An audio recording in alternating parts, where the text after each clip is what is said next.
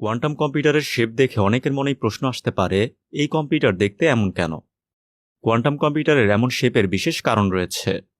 সাধারণ classical computer আমাদের প্রতিদিনকার পরিবেশে কাজ করতে পারে। অন্যদিকে কোয়ান্টাম কম্পিউটারকে বলতে গেলে সম্পূর্ণ মহাবিশ্ব থেকে আইসোলেটেড করে রাখতে হয় বা আলাদা করে রাখতে হয়, এবং এমনটা করতে গিয়েই কোয়ান্টাম কম্পিউটারকে এমন অদ্ভুত দেখায়।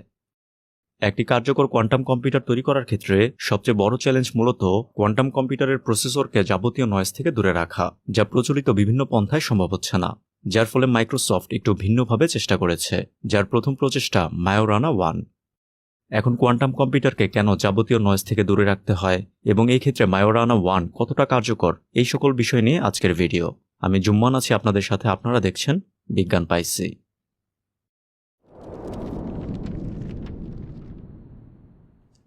সাধারণভাবে নয়েজ বলতে আমরা যা বুঝি তা হচ্ছে হইহুল্লা, চিৎকার, চেঁচামেচি ইত্যাদি।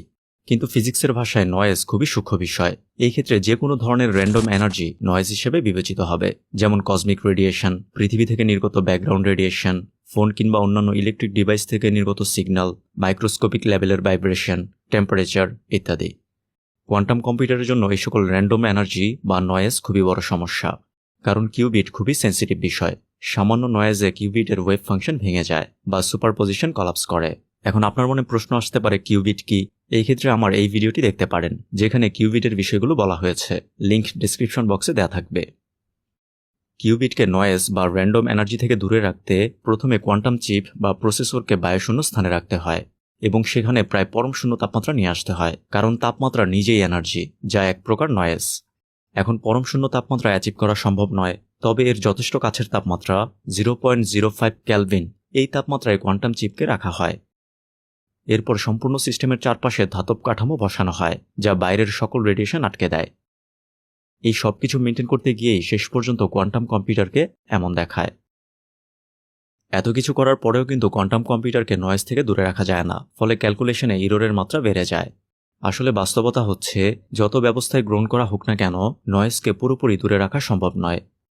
এখন এমন বাস্তবতায় মাইক্রোসফট সম্পূর্ণ ভিন্নভাবে কোয়ান্টাম চিপ তৈরি করেছে, যা তুলনামূলক একটু বেশি নয়েজে কাজ করতে সক্ষম, এবং এটি টপোলজিক্যাল কিউবিট নামে পরিচিত।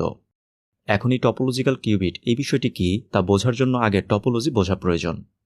সহজ করে বললে, টপোলজি হচ্ছে এমন কিছু বৈশিষ্ট্য যা বস্তুর শেপ পরিবর্তন করলেও অপরিবর্তিত থাকে।